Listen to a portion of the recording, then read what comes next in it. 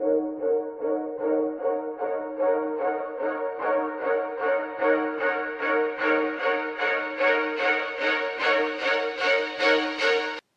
media product, the music video, follows typical conventions of popular music videos in the following ways. First of all, our video tells a story.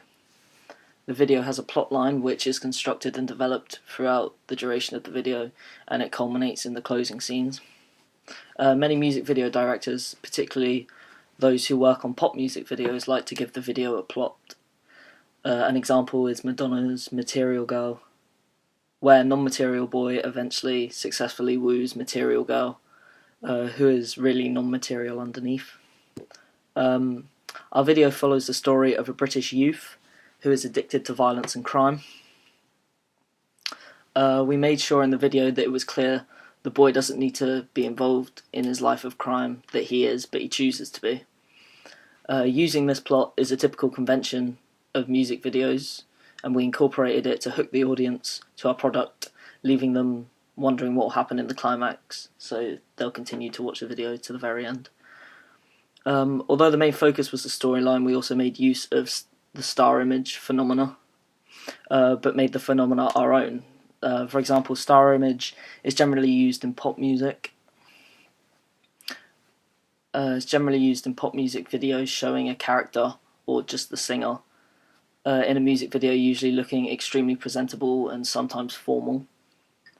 We flipped this idea on its head, incorporating a star but having him looking scruffy and helpless, playing on the emotions of the audience and making them feel sorry for our character.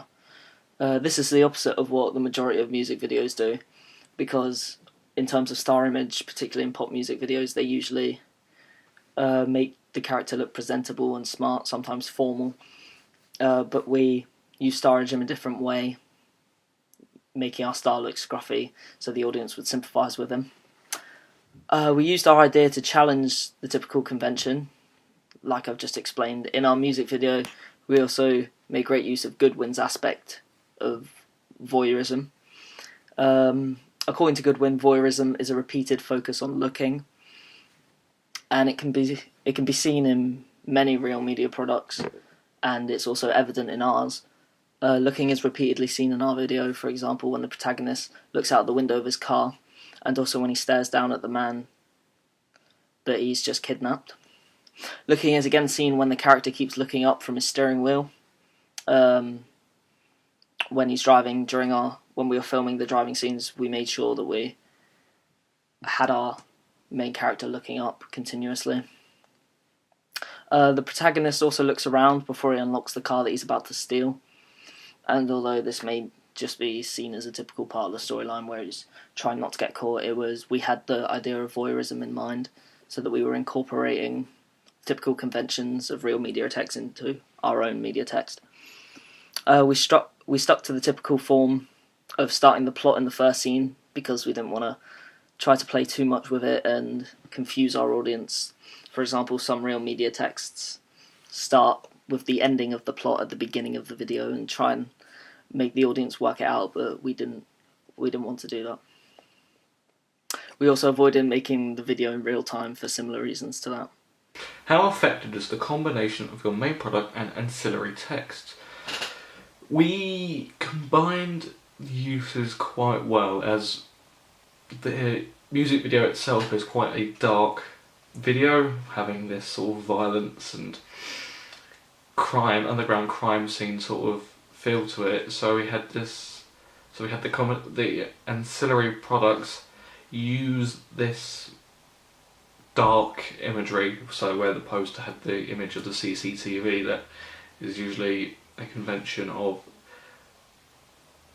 underground teens, sort of bad behaviour, a crime related object, so it was combining the crime figures into it. And with the digipack, it was a dark background, so that kind of like links in with it being a dark music video, the dark background and the images from the music video itself being in the digipack, along with the combination of the CCTV camera in the digipack as well as with the poster. What have you learned from your audience feedback? Well, when we originally done the video, we had done it and we had, to a sense, not fully planned it. So the feedback we got straight away from the first marking was that we needed to have more in-depth storyline as well as better shots.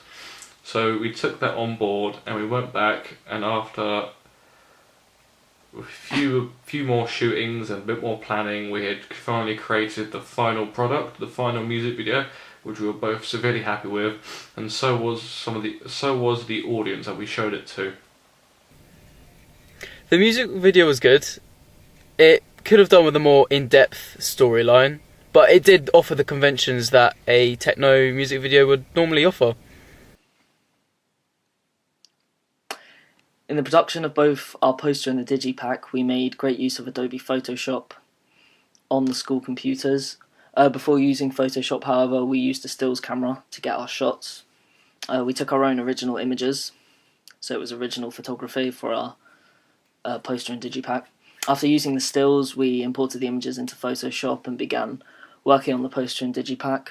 We made use of Photoshop, using it to create our digipack, using the crop tool to select and downsize our images, getting rid of all the unneeded parts of the pictures, things like that. And we also used the blur tool on Photoshop to create a kind of distorted effect, because we felt that would go well with both our plot line and to form a coherent promotional package.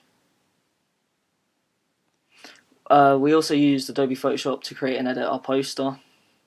Whilst again using our own original images, we used certain tools in Photoshop to make the poster, using the text tool to incorporate the same font that's used in our digipack, so again it's a coherent package. This was important to us because for the entire promotional package to seem realistic, we had to have all our products looking similar to a certain extent. So for example, we used the same text. This is where using media technologies gave us an advantage in doing this, because using Photoshop for both the poster and the digipack meant we kept editing both of them similar to each other to form the coherent package. So like I said, the text, the black and white in some of them. Another media technology we used in constructing our coursework was the Holier Media Studies A2 2014 blog. We mostly used this for planning our work. We consistently updated the blog to show our progress and ideas, so it was mostly for planning. By creating new posts and using the insert media option, we could upload our ideas. We had for our coursework such as storyboards and poster drafts for our teachers to see and give feedback on, which they did. The blog was key for our research as it allowed us to post what we found out about digipacks and popular posters, which in turn showed that we had taken the appropriate steps towards understanding how our promotional products should be presented. As well as using a stills camera, we also used a video camera to capture our footage.